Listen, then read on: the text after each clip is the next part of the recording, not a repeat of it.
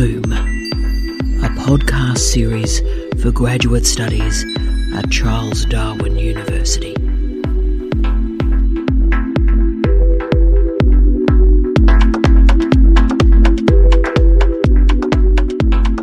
Hello, I'm Tara Brabazon and I'm the Dean of Graduate Studies at Charles Darwin University, and welcome to our next edition of Bloom, our podcast series with the higher degree students at CDU. And I've got an amazing human, a very inspirational human, a mate of mine that we want to talk with today, the legendary Doug. Now, Doug, we've got hello, Doug. Good morning, Hello. Doug. Good morning. Good morning. And From Adelaide. From Adelaide in Australia. And we also have his co-supervisor with us as well, Professor Jamie Quinton, who's joining us from Aotearoa, New Zealand. Do you want to say hello to people as well? Do I just get a hi? Hi. Hi, everyone. Hi, everyone. Nice to meet you. This is exciting. And look, it's a very unusual thesis, and we're going to talk about this thesis. And people talk about interdisciplinarity and post-disciplinarity and transdisciplinarity and so forth. But this thesis is being supervised by a professor of cultural studies and a professor of physics. And that's an unusual combination, but you'll see why actually this is an important conversation that we need to be having. So Doug, tell us a little bit about, firstly, what drew you to a doctoral program in the first place? Why at this point of your life have you decided the doctorate may be the thing? Well, last year I turned 50. Woo! I thought, let's do something to celebrate the half-centenary part of my life. Wow. Apart from getting a tattoo. And and when I left Mount Gambier to go to university, I was before that I was working in a factory on the floor, and people would jokingly say, "Oh, you'll be Dr. Doug or Professor Doug," and I thought, yeah, that'd be a laugh, and nothing more of it. And during my undergraduate years in 96 to 98, it was mentioned how people would do a doctorate. Yeah. And all that. And I thought, well, that'd be nice, but I would know how to get there.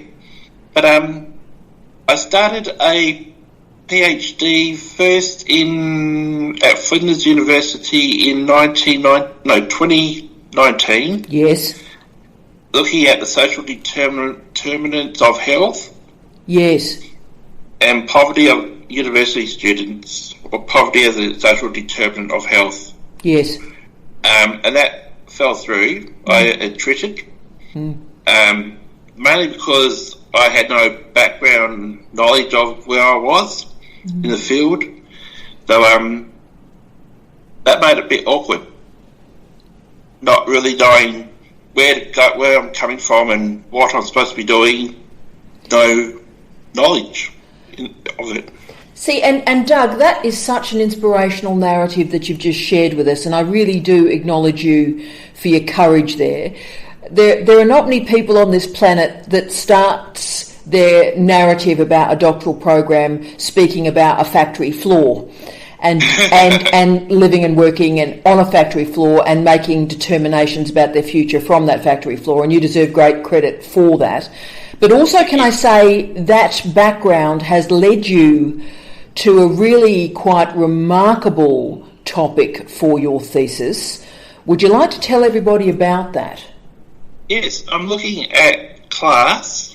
Now that can include social, political, economic. It's class.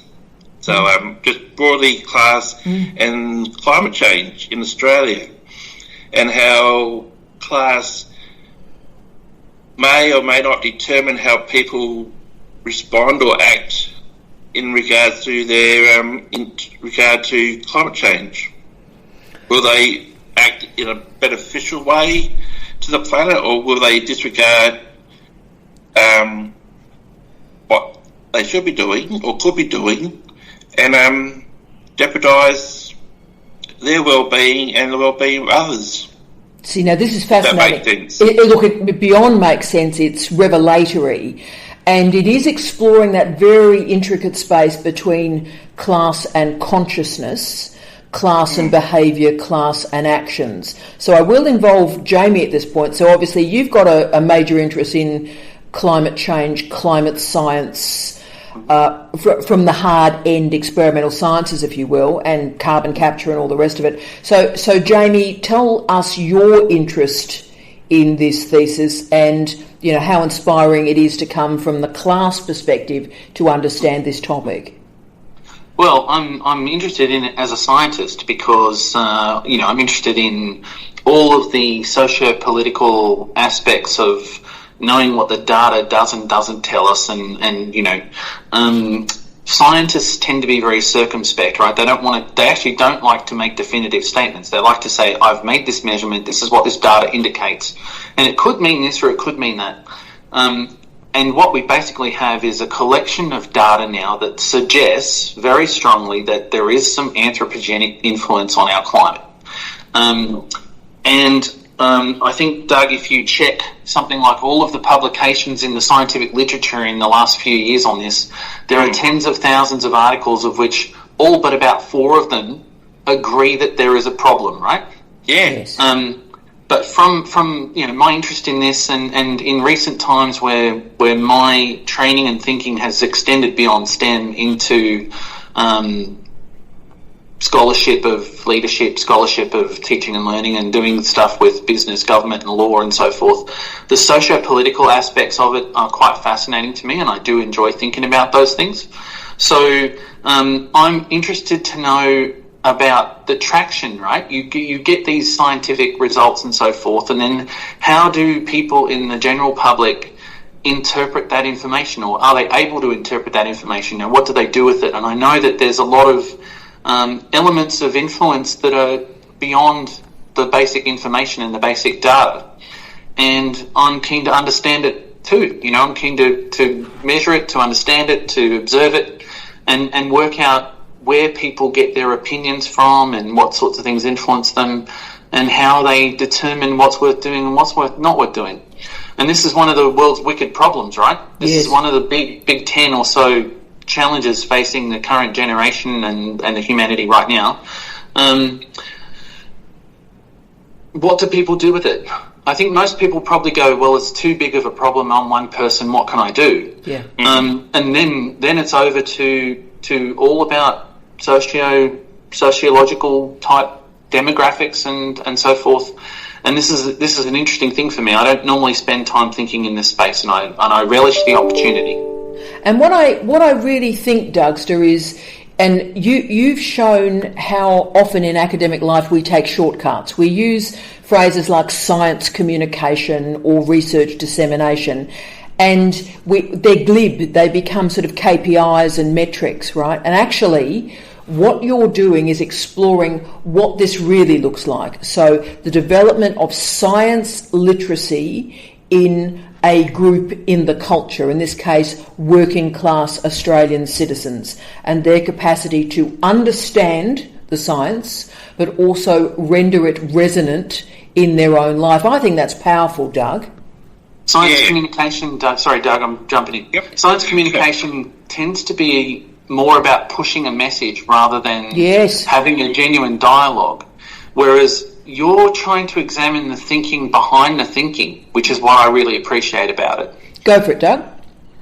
Yeah, because a lot of the literature about class and climate change is based around middle class experiences, because they have the luxury to take part in protests, to become informed and participate. While working class people, if we go by the traditional dogma of Marxism, are spending most of their time trying to survive. Yes. By just working and earning money and living and all that sort of stuff. Which brings me to the point that I'll be using a theory by the ultra-realist criminologist called fetishistic disavowal. Beautiful. Well said. Which means that people will disregard their common interests, or what they should be doing, their common interests, for an easier track. They will people will go on holidays on airliners, jet planes to the other side of the planet, or they will buy non-decombustible eating utensils or anything like that that's good for the planet. They will disregard and choose an easier option. Yes, and I wonder how that links with, and we've never talked about this, Doug, but I wonder how that links with the remarkable American scholar Thorstein Veblen, had a theory in the first decade of the 20th century called conspicuous consumption. And there's some interesting relationships, I think, between these two configurations, that it's so easy for people in middle class lives to make different consumerist choices.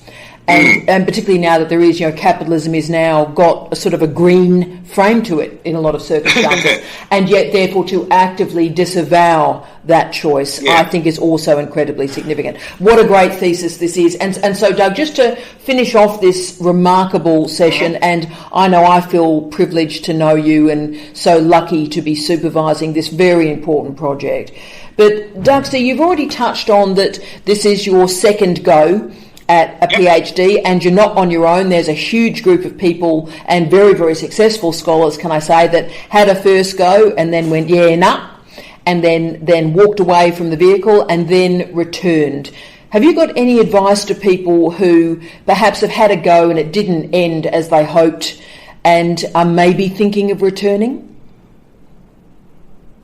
Well, it's never too late, is one, and always try to see where you went wrong and what went wrong, and where you can definitely succeed in other areas. Because, like in my case, I chose the wrong field with the wrong supervisors and the wrong school or college, and here I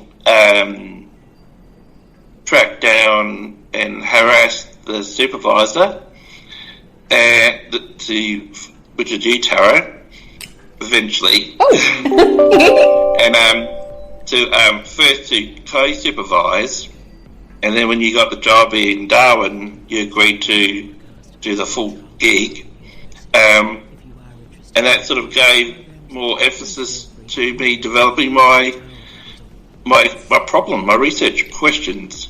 And can I say, Doug, you also gained a scholarship as well. We should log that. Which I'm surprised at, And I'm not surprised at all. So Doug, this has been, thank you for sharing this very precious time with us. I think you're going to change some people's lives here, and it is so important to hear somebody's story from Mount Gambier, from a regional location in Australia, from jobs on the factory floor to at your 50th birthday, besides getting a tattoo, deciding that you're going to enrol in a doctorate. So, Doug, we are so fortunate to know you, and this project will change the world because it'll change our way of thinking, and we can have all the science in the world, but if it's being ignored, it won't make any difference at all. So I thank you, Doug.